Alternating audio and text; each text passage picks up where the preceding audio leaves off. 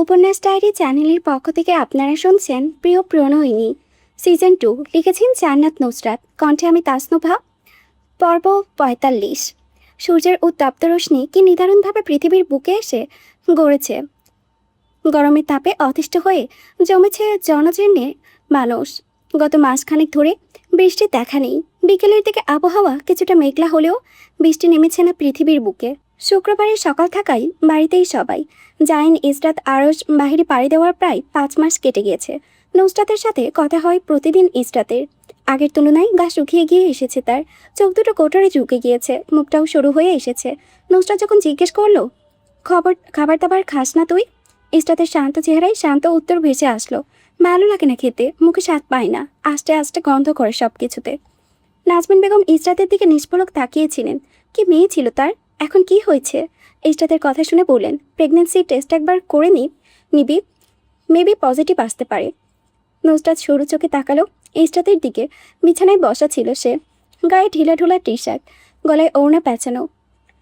চোখ দুটো পেটের দিকে স্থির করে নাজমিন বেগমকে জিজ্ঞেস করলো, বেবি বাম্প তো নেই, তাহলে প্রেগনেন্ট হবে কিভাবে? আগের মতোই তো লাগছে দেখতে। মেয়ের কথায় সামান্য বিরক্ত হলেন ভদ্রমহিলা। চোখের আকার ছোট করে বললেন, তোকে এত বুঝতে হবে না, যা নিজে কাজে যা। আর হ্যাঁ ইসরাত, প্রেগনেন্সি টেস্ট করে নিস। কথা শেষ করে উঠে চলে গেলেন নাজমিন বেগম। নুসরাত ইসরাতের সাথে আরও কিছুক্ষণ কথা বলে শেষ করে রাখতে যাবে। ইসরাত শুধালো, আরিশ ভাইয়ের ইমেইলের জবাব দিস না কেন তুই? নুসরাত অবাক কণ্ঠে জিজ্ঞেস করলো, তোর কাছে বিচার দিয়েছে? না, বিচার দেয়নি, বলেছে জিজ্ঞেস করতে। উনি তো কল দিয়ে জিজ্ঞেস করে না। তুই কল ধরছিস না ওনার একটাও? নুসরাত নিষ্পলক ভঙ্গিতে দুপাশে মাথা তুলালো, তারপর পকেট থেকে মোবাইল বের করে মেইল পড়ে শোনালো, as soon as possible I will bring you to me. এখন বল, এটার উত্তর কি দিব? ৩১ শব্দের এই ইমেলের উত্তর মানুষ কি দেওয়া জানে আমি জানি না। এরপর আরেকটা ইমেল দিয়েছে, আমাকে বেশি করে মিস করছি। আশ্চর্য, পাগল নাকি? ওকে আমি মিস করতে যাব কোন দুঃখে? ইসরাতের ঠোঁটে হাসি দেখা গেল এবার। নুসরাতের কথা বলার ভেতরে ইসরাতের সামনে ল্যাপটপ ছুঁ মেরে নিয়ে নিল। ভেসে উঠল আরশের মুখ, চোখ মুখ কুচকে কিছুক্ষণ নুসরাতের দিকে তাকিয়ে থেকে শুধালো, কয়টা কল, কয়টা মেসেজ আর কয়টা ইমেল পাঠিয়েছি? কল ধরছিস না? না মেসেজে রিপ্লাই দিয়েছিস? না একটা ইমেল চেক করেছিস? তোর সমস্যা কি, আমাকে খুলে বল। নুসরাত স্ট্রাক করলো, দুই কাঁধ উপরে তুলে পড়ল, আমার সমস্যা কি হবে? আরশ চোখ শুরু করে তাকাতেই নুসরাত বলল, এভাবে তাকাচ্ছেন কেন? দেখছি ঘরের মিথ্যা কটুকে দেখছি। কি মিথ্যা বলছি সেটা পরে বলছি, আগে বল কল মেসেজের রিপ্লাই দিলি না কেন? হিসেব আছে কয়টা কল দিয়েছি? না হিসেব নেই, কয়টা কল দিয়েছেন বলুন? গত ৫ মাসে ১৮টা কল দিয়েছি, ৩,৮০৭+ মেসেজ আর ইমেল দিয়েছি 30টা। একটু ভুলও হয়েছে, 30টা ইমেল আপনি পাঠাননি, 3টা পাঠিয়েছেন। 30টা ইমেল ঘুরে ফিরে 3টাই একই অর্থ বহন করে। আর ক্যাক করে উঠল, 3টা তো দিয়েছি, তুই একটা কিছু দিয়েছিলি কেন? দেশে থাকতে একটা কিস যে দিয়েছিলাম, ওইটা? তুই এখন ওইটার হিসাব ধরে বসে আছিস? বাপ চাচার মতো বাটপারি করবি না। ফোন রাখুন তো, ফোন রাখুন, আপনার সাথে কথা বলতে আমার বিরক্ত লাগছে। কাজের কথা না বলে হুদায় পেঁচাচ্ছেন। আমার সাথে কথা বলা লাগবে কেন? আমাকে তো বিষাক্ত লাগবেই, সত্যি কথা যে বলে দিয়েছি। ইসরাত পেছন থেকে মুখ দিয়ে চমিষ্টিত শব্দ করলো, বলল, দুজন ঝগড়া করছো কেন? এই ভালোবাসা দুজনের ভেতরে? ইসরাতের কথা শেষ করতে পারল না, সমস্যারে দুজন বলে উঠল, কিসের ভালোবাসা? ভালোবাসা টাসা নেই। ঠোঁট টিপে কিছুক্ষণ তাকে রইল। ইসরাত চুপ করে গেল। নুসরাত বলল, আমি কল কাটছি, পরে কথা হবে। আরশ চোখ শুরু করে হুঁশিয়ারি দিল, কল কেটে দেখ, তোকে আজ তো রাখবো না। আমার শরীর কেমন আছে একবার জিজ্ঞেস করেছিস? নুসরাত হেসে উড়িয়ে দিল তার কথা, বলল, ওখান থেকে বসে আপনি কিছু করতে পারবেন না, তাই ভয়ও পাচ্ছি না। চ্যালেঞ্জ করবে না একদম। চ্যালেঞ্জ করলে কি করবেন তা নিজের চোখে দেখে নিস। দেশে চলে আসবেন, চ্যালেঞ্জ করেই দেখ না। নুসরাত আর সে কথায় গা করল না, বলল, চ্যালেঞ্জ করলাম আপনাকে, যা করার করে নিন, রাখছি। বলে কল কেটে দিল। আরশ চোখ বড় বড় করে ইসরাতের দিকে তাকিয়ে বলল, আমাকে ভয় পেল না? দেখলে কিভাবে কল কেটে দিল? ইসরাত মাথা দুলালো, সে দেখেছে বলে। আরশ ল্যাপটপের শাটার বন্ধ করে দিয়ে উঠে দাঁড়াতে দাঁড়াতে ইসরাতের উদ্দেশ্যে প্রশ্ন ছুড়ল, তুই কি অসুস্থ ইসরাত? মাথা দুপাশে দুলিয়ে মেয়েটা বলল, জি না। অসুস্থ হলে বলো, আমি তোমাকে হসপিটালে নিয়ে যাব। অসুস্থ নই, সামান্য জ্বর মনে হয়। ওষুধ আছে? না, আমি এনে দিচ্ছি, দাঁড়াও। ইসরাত হাসলো, বলল, প্রয়োজন নেই ভাইয়া, সামনে তো ফার্মেসি, আমি গিয়ে নিয়ে আসতে পারবো। আপনাকে এত প্যানিক হতে হবে না।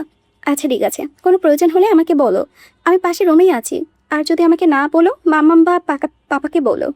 ইসরাত মাথা দুলালো, বলল, জি আচ্ছা। আর রুম থেকে বের হয়ে যাওয়ার পর ইসরাত রেডি হয়ে গেল। ক্রপ টপটা আর স্কার্ট পরেছে, গলায় ঝুলিয়েছে ওড়না। লিপি বেগম কিচেনে ছিলেন, তাই ইসরাত সেদিকে অগ্রসর হলো। ইসরাতকে কিচেনে আসতে দেখে লিপি বেগম ব্যস্ত কণ্ঠে বললেন, আরে ইসরাত, এখানে এসেছো কেন? তোমার না শরীর খারাপ? যাও কি রেস্ট নাও। ইসরাত কিন্তু হাসলো, বলল, একটু বাইরে বের হবো। কেন, বাসায় ভালো লাগছে না? আচ্ছা যদি ভালো না লাগে একটু হেঁটে এসো। ইসরাত মাথা তুলালো, বলল, আমি বাইরে বের হবো, এজন্য আপনার অনুমতি নিতে এসেছি। বোকা মেয়ে, অনুমতি নেওয়ার কি প্রয়োজন? যাও ঘুরে আসো। তোমার বড় বাবাকে সাথে নিবে, ডেকে দেব? উনিও বের হচ্ছেন হাঁটতে। ইসরাত ঠোঁটে মিষ্টি হাঁটে ঝুলিয়েছে, বলল, প্রয়োজন নেই বড় আম্মু, আমি একাই যেতে পারবো। একটু তো হাঁটতেই যাব। কণ্ঠে চিন্তা রেখে লিপি বেগম জানতে চাইলেন, সব কিছু তো চিনো, হারিয়ে যাবে না তো? জি না। সাবধানের মান নেই, এক কাজ করো, তোমার লোকেশনটা আমাকে সেন্ড করে যাও। আসতে দেরি হলে আমি না হয় গিয়ে নিয়ে আসবো। ইসরাত মাথা দুলিয়ে বাইরে বের হওয়ার জন্য ঘুরল। লিপি বেগম তাকে পিছু ডাকলেন, বললেন, তোমাকে ক্লান্ত দেখাচ্ছে ইসরাত, কোনো খবর আছে কি? কয়েকদিন ধরে লক্ষ্য করলাম খাবারে তোমার অনিয়মিত হচ্ছে। প্রেগন্যান্সি টেস্ট একবার করিয়ে নিও। আমার ধারণা বলেছি, পজিটিভ মনে হয় হবে। জি আচ্ছা, করে নেব। বাইরে থেকে কিছু আনতে হবে? হ্যাঁ, কিছু ফ্রুটস নিয়ে এসো আমার জন্য। ইসরাত হাঁ ভঙ্গিতে মাথা নাড়ল। সে আসার সময় নিয়ে আসবে। লিপি বেগম তাকে শুধালেন, সাথে ইউরো আছে? না থাকলে বলে দিচ্ছি। আমি দিচ্ছি সাথে। আছে, জান কার্ড দিয়েছে। কার্ড নিয়ে বের হচ্ছ? সাথে ক্যাশ না থাকলেও কিছু নিয়ে যাও। দাঁড়াও, আমি নিয়ে আসছি। ইসরাতকে মানা করার সুযোগ দিলেন না লিপি বেগম। নিজের ব্যাগ থেকে টাকা এনে দৌড়িয়ে দিলেন, বললেন, বাইরে কিছু খেতে চাইলে খেয়ে ফেলো, মানা করবো না নিতে, মা হিসেবে দিচ্ছি। ইসরাতের হাতের মুঠোয় টাকা পুড়ে দিলেন লিপি বেগম। ঘড়ি কাটায় তখন 10টা বেজে গিয়েছে। ইসরাত পায়ে জুতো পরে বের হলো বাসা থেকে। স্ট্রিট দিয়ে হেঁটে এগোলো। আবহাওয়া আজ সামান্য ঠান্ডা, শীতল বাতাস এসে তার গা ছুঁয়ে যাচ্ছে। ইসরাত প্রথমে গড়ার সিদ্ধান্ত নিল, নিজেকে সময় দিবে আছে। মুক্ত বাতাসে শ্বাস নিল চোখ বন্ধ করে। 7th আন্ডারএস্টিমেট এর উঁচু বিল্ডিংয়ের গুলোর দিকে তাকিয়ে রইল। রাস্তায় ব্যস্তভাবে চলাচলকৃত মানুষকে অবলোকন করলো। সবার মুখে শুনলেও সরাসরি যখন দেখলো ইসরাত প্যারিসের মানুষদের, তার কাছে মনে হলো তাদের ফ্যাশন সেন্সর কাছে যে কেউ হার মানবে। কি চমৎকার লাগছে সবাইকে। মে মাসে শুরু হয়, চেরি ব্লসম গাছে গাছে ফুটেছে, পাতা দেখা যাচ্ছে না, বাতাসের সাথে ঝড় পড়েছে ফুলগুলো। ইসরাতের সেদিকে তাকিয়ে থাকতে আসমিক ও প্রত্যাশিত এক লোকের কথা মনে হলো। সুঠাম দেহি উঁচু লম্বা লোকটা বলেছিল, আমাদের বিচ্ছেদের ঝরে পড়া ফুলের মতোই সুন্দর। এটা কোথায় সে শুনেছিল? আরও কয়েকবার পপার ছিল মনে হয়। এখন এই মুহূর্তে এটা বড় কথা না, সব থেকে বড় কথা আসলেই ঝরে পড়া চেরি ব্লসম দেখতে সুন্দর। ইসরাত রাস্তা দিয়ে হাঁটতে হাঁটতে আশ্চর্য নয়নে উপভোগ করলো সব কিছু। প্রকৃতির মনোরম দৃশ্য তার মুখের উপরে অবাকের চরম প্রলেপ লেপটে দিল। অনেকে ভিডিও করেছে দাঁড়িয়ে, তার মন চাইল আজ না আর ভিডিও করার। সে হাঁ করে দেখলো সেসব, মনটা ভরে হয়েছিল। এতক্ষণ মনের ভারটা নেমে গিয়েছে। ইসরাত 2 ঘন্টা বাহিরে হেঁটে বসে কাটালো। হাঁপিয়ে উঠেছে সে জাইনের সাথে থাকতে থাকতে। তার মনে হয় না জাইন আসলে একজন কার্ডিওলজিস্ট। ফ্রড মনে হয় আজকাল। একজন কার্ডিওলজিস্ট মানুষের মন বোঝে না কিভাবে? ইসরাত তিক্ত অনুভূতি মনে করতে চায় না, তবুও যেন পীড়া দেওয়া অনুভূতিগুলো তার মনের কোণে ঘাপটি মেরে বসে থাকে। সে তাকিয়ে থাকলো আকাশের দিকে। এর মধ্যে লিপি বেগম অনেকবার তাকে কল দিয়ে ফেলেছেন। সে বলেছে আরও কিছুক্ষণ বাইরে ঘুরবে, তারপর বাসায় ফিরবে। ওখানে ফিরতে তার মন চায় না, দম বন্ধ হয়ে আসে। কাকে বোঝাবে এইসব? সে কেউ নেই তাকে বোঝার। দীর্ঘশ্বাস ফেলে উঠে দাঁড়ালো। সোজা গাইনি ডাক্তারের কাছে যাওয়ার কথা ভাবলো। ইসরাত যেমন ভাবনা তেমন কাজ করলো। বিভিন্ন ধরনের পরীক্ষা করতে হলো। এই 5 মাসে কিছুটা বলা ভুল হবে, পুরোটা ফার্সি ভাষা তার আয়ত্তে চলে এসেছে।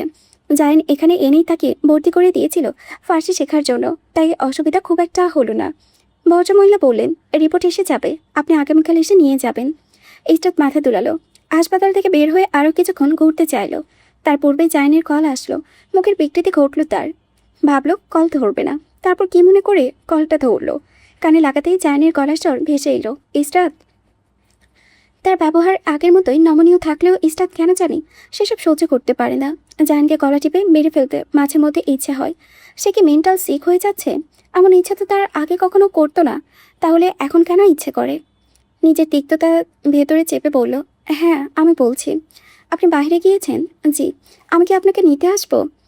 ইস্টার জানে সে না বললেও এই লোক আসবে, তাই নিজের জন্য সহানুভূতি প্রকাশ করলো নিজেই। ঠোঁটের ফাঁক করলে দীর্ঘশ্বাস বেরিয়ে গেল। বলল, আসুন। ইস্টার হাঁটতে লাগলো রাস্তার পাশ ঘেঁষে, মনোযোগ তার মাটির দিকে। এতক্ষণ সব কিছু ভালো লাগলে এখন আর ভালো লাগছে না। 5 মিনিট অতিবাহিত হলো না, জায়নের গাড়ি থেকে এসে কাছে এসে থামলো। অতঃপর গতিতে গাড়ি নেমে এলো, দরজা খুলে দিল তার জন্য। বলল, উঠে বসুন। ইসরাত উঠে বসলো বাকবিতণ্ডা ছাড়া। গাড়িতে বসে সিট বেল্ট বেঁধে নিল। জায়ন জিজ্ঞেস করলো, কোথাও ঘুরতে যাবেন? প্রশ্ন করা অমিনেশে দৃষ্টিতে চেয়ে রইল জাইন। ইসরাত বলল, আপনার ইচ্ছে হলে নিয়ে যান। গাছাড়াভাবে কথাটা বলে গা এলিয়ে দিল গাড়ির সিটে। জাইন গাড়ি উল্টো দিকে ঘুরিয়ে নিল। একসময় গাড়ি গিয়ে থামলো সমুদ্রের কাছে। দূর থেকে দেখা গেল সমুদ্রের পানি টলটলে স্বচ্ছ। ইস্টাতে সেসব দেখে কোনো উচ্ছ্বাস কাজ করলো না। সে নির্লিপ্ত বদনে চেয়ে রইল, যেন কাঠপুতলি সে। তাকে চালনা করা হচ্ছে চাবি দিয়ে, যে চাবির মালিক জাইন। গাড়ি থেকে নামতেই বাতাসে ঝাপটা এসে মুখে লাগলো, শীর্ষে ধরিয়ে দেওয়ার মতো। ইস্টাতের মুখটা কালো থাকলে এবার ছায়া ছড়ে গেল মুখ থেকে। জাইন তার আঙ্গুলের ভেতরে আঙ্গুল ঢুকিয়ে জিজ্ঞেস করলো, ভালো লাগছে? উত্তর আসলো না। উত্তর পাবে সে আশাও করে না। ইস্টাত যে তার কাছে থেকেছে এটাই বেশ। ইস্টাতের গায়ে ছড়ানো ফিনফিনে নরম কাপড় বাতাসের ঝাপটায় সামান্য তুলে উঠল। উত্তাল বাতাস এসে গা ছুঁয়ে যাচ্ছে। ইস্টাত সমুদ্রমুখী হয়ে দাঁড়ালো। জায়ান জিজ্ঞেস করলো, খাবার খেয়েছ নাকি এই খালি পেটে ঘুরেছ? ক্ষীণস্বরে মেয়েটার উত্তর আসলো, যা বাতাসের ঝাপটায় মিয়ে গেল। খেয়েছি। ক্ষীণ বাতাস আর বড় ঢেউগুলো আসতে পড়েছিল এসে তীরে। ইসরাত নিষ্পলক দৃষ্টিতে তাকিয়েছিল সমুদ্রের প্রতিচ্ছবি ফেলা সূর্যের দিকে। তেমন প্রখরতা না থাকায় তার দৃষ্টি স্থির হচ্ছিল ওই দিকেই।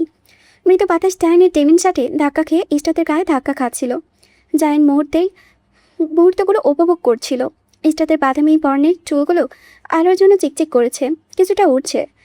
একসময় তার দৃষ্টি তার পুরো শরীর পরখ করলো। বাতাসের ধাক্কায় পাতলা ক্রপটপটা শরীরের সাথে লেগে যাচ্ছে। তার শারীরিক গঠন স্পষ্ট দেখা গেল। জায়নের না চাইতেও চোখের আকার শুরু হয়ে আসলো। শরীরের অধিকাংশ অংশ আগের তুলনায় শুরু হয়ে গেলেও পেটটা খানিক উঁচু হয়ে উঠেছে। জাইন আরও ভালো করে দেখার জন্য দুপা এগোল। ইস্টার নিজের সংশ্লিষ্ট দৃষ্টি নিজের পেটের দিকে ঝুঁকতেই গুটিয়ে গেল। দুহাতে ঘুরে ফেলল, ব্যর্থ চেষ্টা করল, সম্ভব হয়ে উঠল না। জাইনের প্রখর দৃষ্টি সূর্যের নয় ঠায় সেখানে। যখন সে বুঝতে পারল এটা সত্যি, তখন তার ঠোঁটে ক্ষীণ হাসির ছায়া দেখা গেল। চোখ সেদিকে রেখে আরও এক পা এগোতেই ইস্টার দুপা সরে গেল। জাইনের মুখের হাসি তখনও লেগে আছে। সে ফিসফিস করে মেয়েটার নাম উচ্চারণ করলো, দুবারের মতো করে থেমে থেমে, ইসরাত, ইসরাত। ইস্টার জাইনের মুখের হাসিটুকু মিটিয়ে দিয়ে বলল, আপনি যা ভাবছেন তার কিছুই না। গ্যাসের জন্য পেট আগের তুলনায় সামান্য ফুলে গেছে। জাইনের হাসিটা নিভে যাওয়ার বদলে তা আরও বৃদ্ধি পেল। ফিসফিসানোর মতো কিছু শব্দ বের হলো তার মুখ থেকে। আপনি এ কি করেছেন ইস্টার? মুখের ওপরে ভেসে উঠল খুশির ঝিলিক। সে আবারও ডাকলো, ইস্টার, আমার বোকা ইস্টার, আপনি কি করেছেন এটা? ইস্টার দুপা পিছিয়ে গেল আরও। জাইনের মুখের ভাব ভঙ্গিমা তার কাছে স্বাভাবিক লাগলো না, একটা অস্বাভাবিক যন্ত্রণাই লাগলো। তার মুখ শুকিয়ে কাঠ হয়ে আসলো। অস্পষ্ট স্বরে বলে উঠল, তো তুমি যা ভাবছো তা কিছুই না। গ্যাসের জন্য পেট ফুলে গেছে। জাহিন ভ্রু উপরে তোলে সাদা স্নিকার্স পরা পা বালুতে ফেলল। বলল, আমি কি ভাবছি আপনি কি করে তা বুঝলেন? ইস্টার পেছন দিকে সরে যাওয়ার চেষ্টায় রক্ত থাকলো। চটে যাওয়ার আগে তার কবজি চেপে ধরল। বাতাসে বিড়বিড় শোনা গেল নরম কণ্ঠে, এটা তোমার বাচ্চা না জাইন, এটা তোমার না। জাইন নিজের হাত ধরে রাখা মেয়েটার মুখের দিকে চেয়ে হাসি চাপার চেষ্টা করলো, হয়ে উঠল না। হাসিটা মুখ ছেড়ে বেরিয়ে আসলো। তার চোখে জল তখন উজ্জ্বল আলোয় সেগুলো চকচক করে উঠেছিল। সে কানে তুললে বলে, মনে হলো না সামনে মেয়েটার কথা, যে ভয় পা পিছিয়ে নেওয়ার চেষ্টা করেছে। জাইন মাথা ঝাঁকালো তার পেটের দিকে, ফিসফিসিয়ে পেটের দিকে বাক্য ছুড়ে দিল, হাই লিটল গার্ল। ইসরাতের সাথে কথা শেষ করে নুসরাত গা এলিয়ে দিয়েছিল সোফার উপরে। এখনও গা এলানো তার। নাসির সাহেব কিছুটা এখন হাঁটাচলা করতে পারেন, নিয়মিত থেরাপি দেওয়ার জন্য। নুসরাতকে সোফার ওপরে চোখ বুজে শুয়ে থাকতে দেখে শুধালেন, শরীর খারাপ তোমার?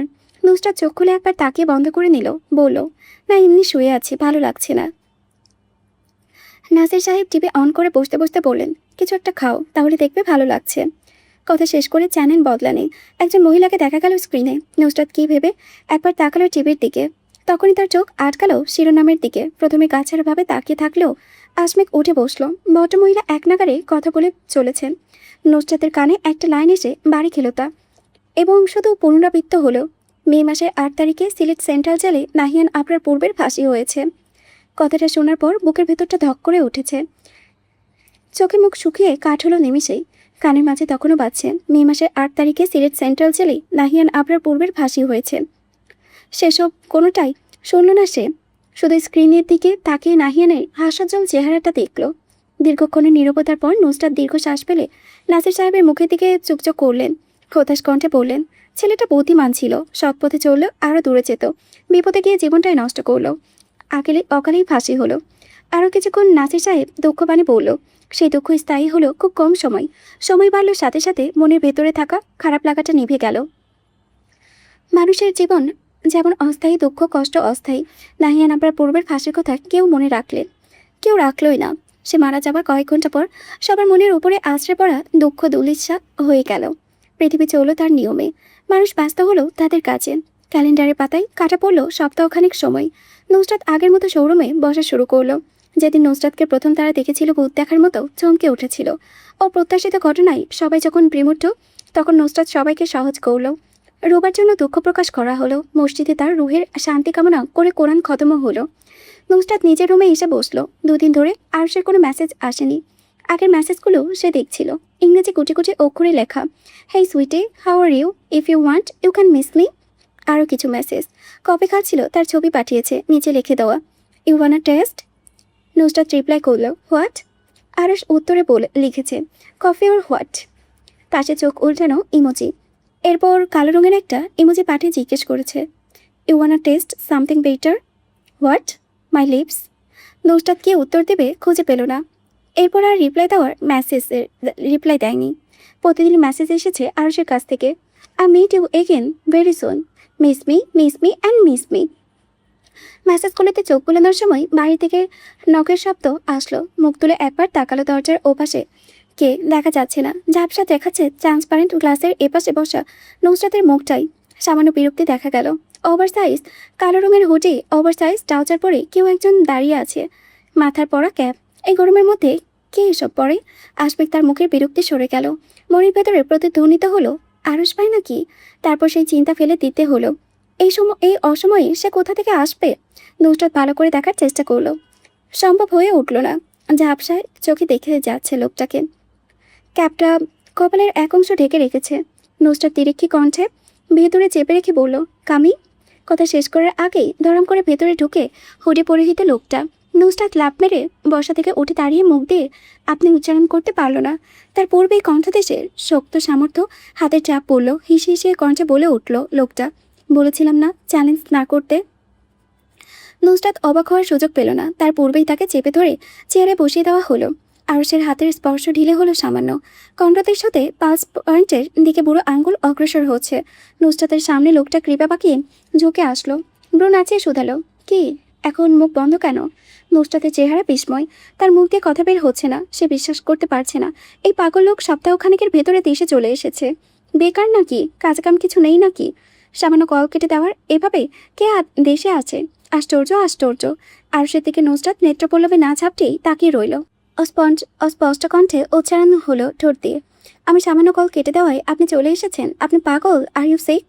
আরশের হাতের চাপ পারলো আবারও গলায়। কণ্ঠ খাদে নামিয়ে হেসে চলো, কল কেটেছিলি কেন তাহলে? সাহস কি করে হয় তোর আমাকে ইগনোর করার? গলা টিপে মেরে ফেলি। মেয়েটার ঠোঁট গলে দীর্ঘশ্বাস বের হলো। আরশের হাত কণ্ঠদেশ থেকে ছাড়িয়ে নিতে চাইলো, সম্ভব হলো না। বলল, সাহস আমার অনেক আগে থেকেই ছিল। হ্যাঁ, তা তো দেখতেই পাচ্ছি।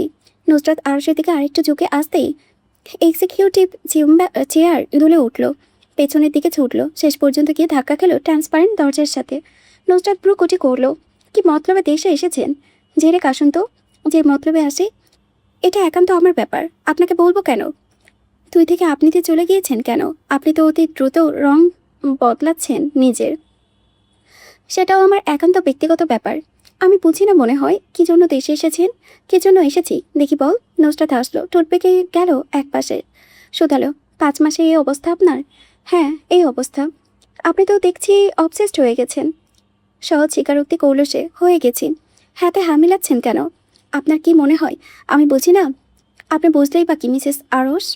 নুসরাত দু হাতে আরসের গলা পেঁচিয়ে ধরলো, উড়ো উঁচিয়ে বলল, তা আপনার মতলব কি বলুন তো? আরস তার কোমরে চেপে ধরে সঙ্গে তুলে ফেললো, বলল, মতলব আর বলছি পরে, আগে ক্যাপটা খুলে ফেলুন। নুসরাত বিনা বাক্যে বাই করে খুলে ফেললো, শুধালো, এত তাড়াতাড়ি ধৈর্য শেষ? হ্যাঁ শেষ।